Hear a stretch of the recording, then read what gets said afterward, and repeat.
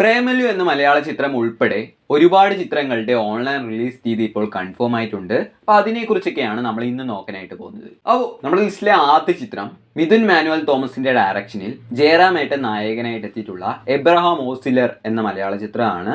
ഈ ഒരു ചിത്രത്തിൽ മമ്മൂക്കിയും ഒരു പ്രധാന വേഷമൊക്കെ കൈകാര്യം ചെയ്തിട്ടുണ്ട്. ഈ ഒരു ചിത്രത്തിന്റെ ഫസ്റ്റ് ഹാഫിലെ ഒരു ചെറിയ ലാഗ് ഒഴിവാക്കി നിർത്തി കഴിഞ്ഞാൽ മികച്ചൊരു ചിത്രമായിട്ട് തന്നെയാണ് എനിക്ക് ഈ ഒരു ചിത്രം അനുഭവപ്പെട്ടിട്ടുള്ളത്. അപ്പോൾ ഈ ഒരു ചിത്രം ഡിസ്നി പ്ലസ് ഹോട്ട്സ്റ്റാറിലൂടെ മാർച്ച് 20-ാം തീയതി പ്രീമിയർ ചെയ്യും എന്നതിന് മുമ്പ് നിങ്ങളെ അറിയിച്ചിട്ടുണ്ടായിരുന്നു. അപ്പോൾ അതുപോലെ തന്നെ ഇപ്പോൾ ഈ ഒരു ചിത്രം ഡിസ്നി പ്ലസ് ഹോട്ട്സ്റ്റാറിലൂടെ പ്രീമിയർ ചെയ്ത് തുടങ്ങിയിട്ടുണ്ട്.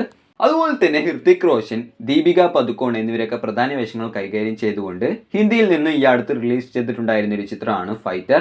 ഈ ഒരു ചിത്രത്തിന് അത്യാവശ്യം നല്ല പോസിറ്റീവ് റിപ്പോർട്ടുകളൊക്കെ തന്നെയായിരുന്നു ഈ ഒരു ചിത്രം റിലീസ് ചെയ്ത സമയത്ത് നേടിയെടുക്കാനൊക്കെ ആയിട്ട് സാധിച്ചിട്ടുണ്ടായിരുന്നത്. ഏതായാലും ഈ ഒരു ചിത്രം നെറ്റ്ഫ്ലിക്സിലൂടെ ഈ വരുന്ന മാർച്ച് 21-ാം തീയതി, അതായത് ഇന്ന് പ്രീമിയർ ചെയ്യുമെന്ന് നിങ്ങളെ അറിയിച്ചിട്ടുണ്ടായിരുന്നു. അപ്പോൾ അതുപോലെ തന്നെ ഇന്ന് മുതൽ ഈ ഒരു ചിത്രം നെറ്റ്ഫ്ലിക്സിലൂടെ പ്രീമിയർ ചെയ്ത് തുടങ്ങിയിട്ടുണ്ട്. മൂന്നാമത്തെ ചിത്രം മലയാളത്തിലെ ഈ വർഷത്തെ ഏറ്റവും വലിയ വിജയമായി മാറിയിട്ടുള്ള മഞ്ഞുമൽ ബോയ്സ് എന്ന മലയാള ചിത്രമാണ്. അപ്പോൾ ഈ ഒരു ചിത്രത്തിന് ഇപ്പോൾ മലയാളത്തിലെ ആദ്യത്തെ 200 കോടി രൂപ കളക്ഷൻ നേടിയെടുത്തിട്ടുള്ള ചിത്രമായിട്ട് മാറാൻ സാധിച്ചിട്ടുണ്ട്. അതുപോലെ തന്നെ കേരളത്തിൽ നിന്ന് കിട്ടിയതിനേക്കാൾ കൂടുതൽ കളക്ഷൻ ഈ ഒരു ചിത്രത്തിന് തമിഴ്നാട്ടിൽ നിന്ന് നേടിയെടുക്കാനായിട്ട് സാധിച്ചിട്ടുണ്ട് എന്നൊരു പ്രത്യേകത കൂടി ഈ ഒരു ചിത്രത്തിനുണ്ട്. അതായത് ഈ ഒരു ചിത്രത്തിന്റെ ഓൺലൈൻ അവകാശങ്ങളൊക്കെ ഏറ്റെടുത്തുള്ളത് ഡിസ്നി പ്ലസ് ഹോട്ട്സ്റ്റാർ ആണ് എന്ന് മുമ്പ് തന്നെ കൺഫേം ആയിട്ടുള്ള ഒരു കാര്യമാണ്. അപ്പോൾ ഡിസ്നി പ്ലസ് ഹോട്ട്സ്റ്റാറിലൂടെ ഈ ഒരു ചിത്രം ഈ വരുന്ന ഏപ്രിൽ മാസം ഫസ്റ്റ് വീക്കുകളിലായിട്ട് തന്നെ പ്രീമിയർ ചെയ്യുന്നതായിരിക്കും. നാലാമത്തെ ചിത്രം ഹനുമാൻ എന്നൊരു തെലുങ്ക് ചിത്രമാണ്. തെലുങ്കിൽ ഈ വർഷം വലിയൊരു വിജയമായി മാറിയിട്ടുള്ള ഒരു ചിത്രം കൂടിയാണിത്. അപ്പോൾ ഈ ഒരു ചിത്രത്തിന്റെ ഓൺലൈൻ അവകാശങ്ങളൊക്കെ ഏറ്റെടുത്തുള്ളത് സി5 ആണ്. സി5ലൂടെ ഈ ഒരു ചിത്രത്തിന്റെ തെലുങ്ക് വേർഷൻ മാത്രം കഴിഞ്ഞ ആഴ്ച മുതൽ പ്രീമിയർ ചെയ്ത് തുടങ്ങിയിട്ടുണ്ട്.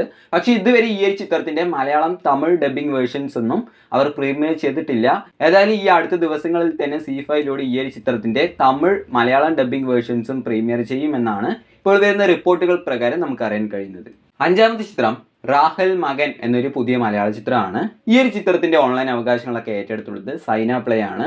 അപ്പോൾ സൈന പ്ലേയിലൂടെ ഈ ഒരു ചിത്രം ഈ വരുന്ന മാർച്ച് 27-ാം തീയതി മുതൽ പ്രീമിയർ ചെയ്ത് തുടങ്ങാൻ പോവുകയാണ് എന്ന് ഇപ്പോൾ അവർ ഒഫീഷ്യലായിട്ട് തന്നെ അനൗൺസ് ചെയ്തിട്ടുണ്ട്. അതുപോലെ തന്നെ നമ്മുടെ ദിലീപ് ഏട്ടൻ പ്രധാന വേഷം കൈകാര്യം ചെയ്തുകൊണ്ട് ഈ മാസം റിലീസ് ചെയ്തിട്ടുണ്ടായിരുന്ന ഒരു മലയാള ചിത്രമാണ് തങ്കമണി.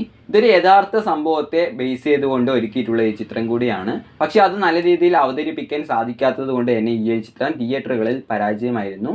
അല്ലെങ്കിൽ ഈ ഒരു ചിത്രത്തിൻ്റെയും ഓൺലൈൻ അവകാശങ്ങളൊക്കെ ഏറ്റെടുത്തുള്ളത് സൈന പ്ലേ തന്നെയാണ്. അപ്പോൾ സൈന പ്ലേയിലൂടെ ഈ ഒരു ചിത്രവും ഈ വരുന്ന ഏപ്രിൽ മാസം ഫസ്റ്റ് വീക്കിലോ അല്ലെങ്കിൽ സെക്കൻഡ് വീക്കിലോ ഒക്കെ ആയിട്ട് പ്രീമിയർ ചെയ്യുന്നതായിരിക്കും. ഏഴാമത്തെ ചിത്രം രജനീകാന്ത് പ്രധാന വേഷം കൈകാര്യം ചെയ്തുകൊണ്ട് ഈ അടുത്ത് റിലീസ് ചെയ്തിട്ടുണ്ടായിരുന്ന ഒരു തമിഴ് ചിത്രമായിട്ടുള്ള ലാൽ സലാം എന്ന ചിത്രമാണ്. ഈ ഒരു ചിത്രത്തിന് അന്ന് തിയേറ്ററുകളിൽ നിന്ന് ഒരു ആവറേജ് റിപ്പോർട്ടുകൾ മാത്രമായിരുന്നു നേടിയെടുക്കാനൊക്കെ ആയിട്ട് സാധിച്ചിട്ടുണ്ടായിരുന്നത്.